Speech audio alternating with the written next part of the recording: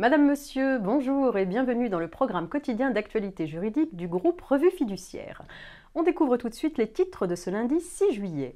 Déclaration des entreprises, apprentissage et intérêt légal. On ouvre donc ce JT par une information relative à la déclaration des entreprises. Depuis le 20 juin 2015, la date limite de dépôt de certaines déclarations annuelles professionnelles est désormais fixée définitivement au plus tard le deuxième jour ouvré suivant le 1er mai.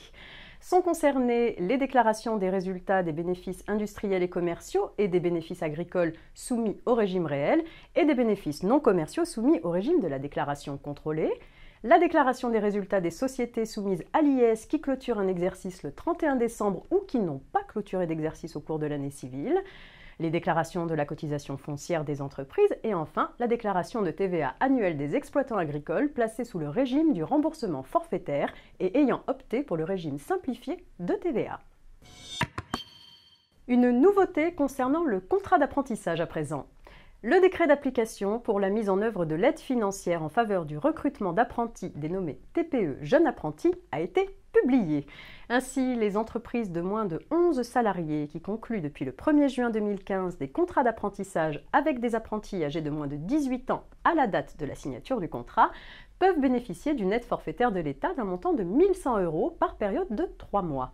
L'aide est attribuée dans la limite des 12 premiers mois d'exécution du contrat d'apprentissage, soit un montant maximal d'aide de 4 400 € pour la première année du contrat. Elle est versée à la fin de chaque période de 3 mois qui suit la date de début du contrat sur la base d'une attestation de l'employeur justifiant l'exécution du contrat. L'aide n'est pas due en cas de rupture du contrat d'apprentissage au cours des 2 premiers mois de l'apprentissage et en cas d'interruption du contrat au cours d'une période de 3 mois, l'aide est versée au prorata des jours d'exécution du contrat. L'aide est versée seulement si le contrat d'apprentissage est enregistré. Intérêt légal pour clore cette édition. Pour le second semestre 2015, le taux de l'intérêt légal est fixé à 4,29% pour les créances des personnes physiques n'agissant pas pour des besoins professionnels et à 0,99% dans tous les autres cas, notamment pour les créances entre professionnels.